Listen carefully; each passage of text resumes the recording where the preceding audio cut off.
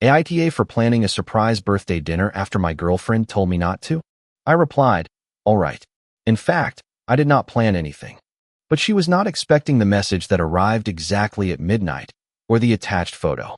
The moment she saw it, her hands began to tremble. My name is Evan.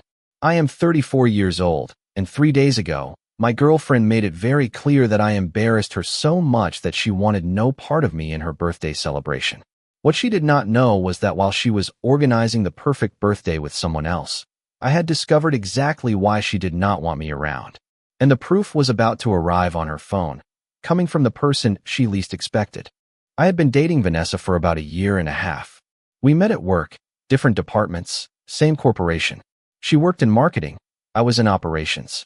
We started as friends, then we started dating, and within about 8 months, we moved into an apartment together. Everything seemed solid. At least, that is what I believed. But in recent months, Vanessa had been making more and more comments about my social skills. She said I did not know how to start conversations, that I did not dress as well as her friends' boyfriends, that I always said inappropriate things at parties. It all came disguised as constructive advice, always with that condescending tone, as if I were small, almost invisible. Her birthday was approaching. She would be turning 31 on Friday. In the weeks leading up to it, every time I brought it up, she would evade the topic. I do not know what I want to do yet. Maybe something simpler. I will let you know. Then, 4 days before, on a Monday night, we were making dinner in our kitchen when I brought it up again. Your birthday is Friday. Do you want me to make a reservation at a restaurant? We could invite some friends. She stopped chopping vegetables. Actually, I wanted to talk to you about that. Okay. I think it is better if you do not plan anything this year. You do not want to celebrate? I want to celebrate. I just do not want you to organize it. I put down the pot I was holding. What does that mean? It means that every time you plan something, it ends up being embarrassing. She started listing things. Remember the company holiday party? You wore that horrible, ugly Christmas sweater and told that college story that nobody found funny. Or Brianna's birthday dinner when you ordered the cheapest wine on the menu and it was awful. She took a deep breath. You always embarrass me in social situations, Evan. I do not want that on my birthday. So what are you suggesting? That you do not plan anything. I will take care of my own birthday, and you can show up if I invite you. Are you serious? Do not be dramatic. I just want to control my own event this year, to make sure it is done right. Because I never do anything right, is that it? That is not what I said. It was exactly that. You said I embarrass you, that I do not know how to plan anything, and that you are not even sure if you want me at your birthday. You are twisting my words. I am repeating them. Do not plan anything. You always embarrass me. Those were your exact words. She sighed as if I were being difficult. Fine, then do not help with my birthday. I will figure it all out myself. Fine. We finished dinner in silence. She went to the living room to watch TV on the couch. We ate without exchanging a word.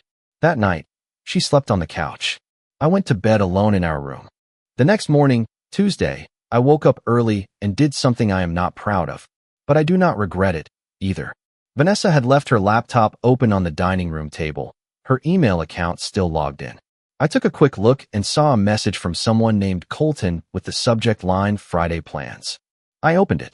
The email was about her birthday, more specifically about a dinner party Colton was helping to organize at his apartment, just for close friends. The guest list was attached. 12 people. I was not one of them. The message ended with, "Cannot wait to celebrate with you properly. He does not need to know. E for Evan." I scrolled through the conversation. They had been planning this for 2 weeks. A surprise party for her, at another guy's apartment. A guy who signed his emails with just a C and a heart emoji. I kept looking through her inbox. I found more messages from Colton. Months of email exchanges. Nothing explicitly physical, but clearly inappropriate. Inside jokes, plans to get coffee together, complaints about me. He still does not get why I need space sometimes. I wish I could spend time with people who really understand me. I took screenshots of everything, emailed them to myself, deleted the sent email from her folder, and closed the laptop. Around 8 a.m., Vanessa came out of the bedroom. Good morning. Morning. Look, about last night, I did not mean to hurt you. I just want my birthday to be cool, you know? I understand. Really, you plan whatever you want. I will not interfere. She seemed relieved. Thanks. You are being really mature about this. I did not answer. I grabbed my backpack and left for work. Update 1. For the next 3 days, I watched Vanessa excitedly prepare for her birthday. The birthday she thought I knew nothing about. She would take calls in another room, was constantly texting, and would hide her phone screen whenever I walked by. She casually mentioned that on Friday night, she had plans with some girlfriends. On Wednesday night, she asked me what my plans were for Friday. Probably just stay home, watch a movie. What about you? I am going out with some friends. Just dinner. Sounds nice. Have fun. She seemed surprised that I did not ask for details. Are you really okay with me doing my own thing? You said you wanted to take care of your own birthday. I am respecting that. Okay, great. I will probably be late, so do not wait up for me. I will not. On Thursday night, when I got home from the office, she was on her laptop at the dining table. As soon as she saw me, she quickly minimized the screen. Hey, how was work? Normal. Yours? Good. Just organizing things for tomorrow. The dinner with your friends. Right. I made dinner. We ate while she was glued to her phone, probably texting with Colton and the other guests, finalizing the last details. I said nothing. I just watched her lie to my face, sitting less than 3 feet away from me. After dinner, I excused myself and went to the bedroom. I picked up my phone and started typing a message to Colton. It took me almost an hour to get it perfect. I attached the screenshots of his emails with Vanessa and scheduled it to be sent at exactly midnight on Friday, the moment her birthday would begin. The message read, "Hey, Colton. This is Evan, Vanessa's boyfriend. The same one she has been hiding from you. Or perhaps the one she has been involved with behind my back. Hard to say. Attached are the emails between you and my girlfriend planning a surprise party I was not invited to. She told me I am too embarrassing to be part of her birthday. I thought you should know who you were getting close to. Enjoy the party. I will not be there." After that, I went to sleep. Update 2. On Friday morning, Vanessa was beaming, way too excited for someone who was supposedly just going to a simple dinner with friends. She spent almost an hour on her makeup. She put on a dress I had never seen before. New, clearly expensive. She did her hair carefully. "You look beautiful," I said. "Thanks. I want to look good for the girls." "Right, the girls." She left around 6 p.m. Do not wait up. I love you. Have fun. I watched her drive away in her car. Then I opened a beer and sat down to wait. Around 7:30 p.m., my phone vibrated. A text from an unknown number. "Is this Evan?" "Yes." "Who is this?" "This is Brianna. I am at a party with Vanessa right now. Can I ask why you are not here?" She told me I embarrassed her and asked me not to plan anything for her birthday. I did not know she was organizing a party without me. Oh my God, that is horrible. I am so sorry. A few of us were asking where you were, and she has been making up excuses all night. This is really messed up. Can I ask who Colton is? He is the host. The party is at his apartment. He and Vanessa have been spending a lot of time together lately. Everyone here has been saying something might be going on. Thanks for telling me. Do you want me to tell her you know? No. Let her enjoy the party. She will find out soon enough.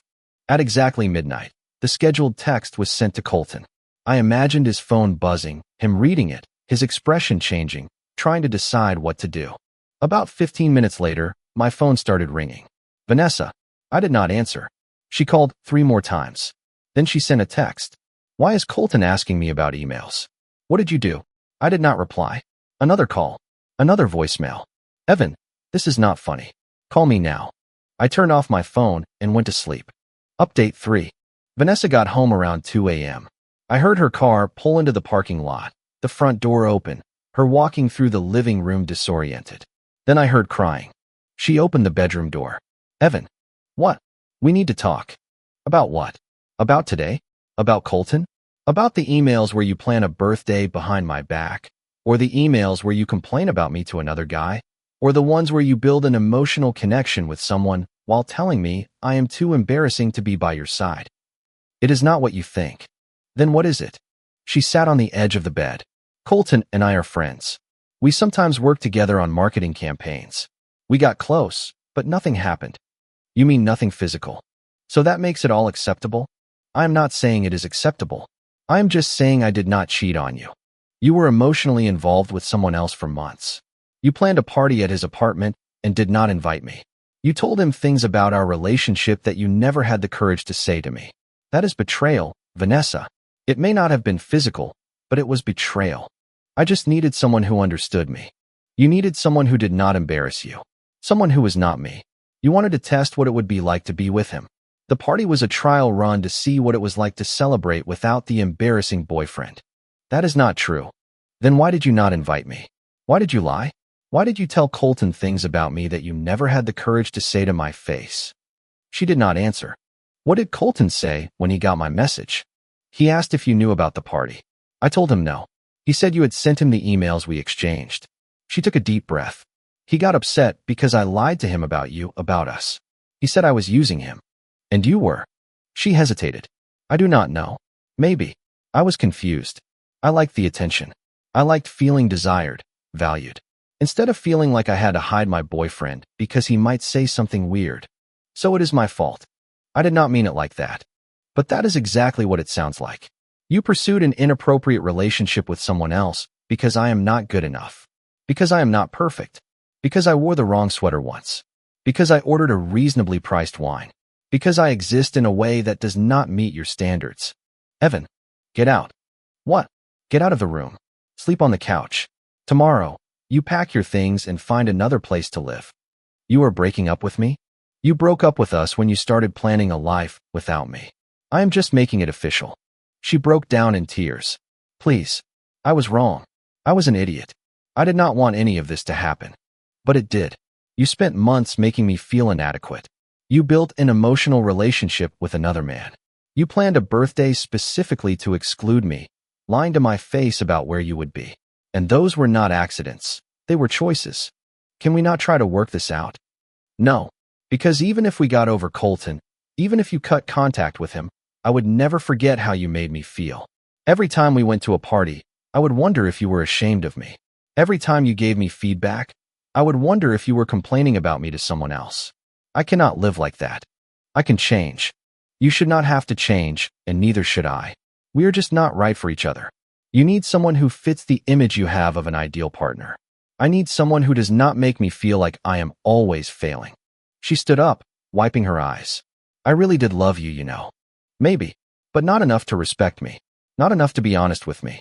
Not enough to include me in your life instead of hiding me from it. She left the room without another word. I heard her moving around in the living room, probably getting blankets to sleep on the couch. Then, silence. I lay there thinking about how different everything would have been if she had just been honest from the beginning. If she had said, I am not happy, or I think we need to break up, instead of slowly pushing me out while building an alternative plan. The lie hurt more than the betrayal itself. Update 4. On Saturday morning, I woke up to find Vanessa already packing her things. She had called in sick to work and was carefully organizing the apartment, gathering everything that was hers. We barely spoke, just silently moved around each other. Around noon, her friend Jasmine arrived with her SUV to help move the boxes. Jasmine gave me a sympathetic look, but said nothing. They made 3 trips, taking everything Vanessa had brought into the relationship. Before the last trip out, Vanessa stopped at the door of what had been our room. I am so sorry, Evan. For everything. I believe that you are sorry. I just do not think an apology fixes what happened. Is there anything I can say? Anything I can do? No. You have already said and done enough. She nodded, tears streaming down her face. You take care of yourself. You too. She left. I watched through the window as she and Jasmine put the last boxes in the SUV. Then the vehicle drove away, and she was gone. I spent the rest of Saturday cleaning the apartment, erasing the traces of her. It was strange, after 18 months of building a life together, to just erase someone like that. But I needed the space. I needed to reclaim the apartment as mine, no longer ours. On Sunday, I received a message from Colton on Instagram. He wanted to apologize once more. I really had no idea you two were so serious. Vanessa made me believe you were barely together and that the end was imminent. I feel like I was manipulated as much as you were. I replied, I appreciate that. Honestly, I do not blame you.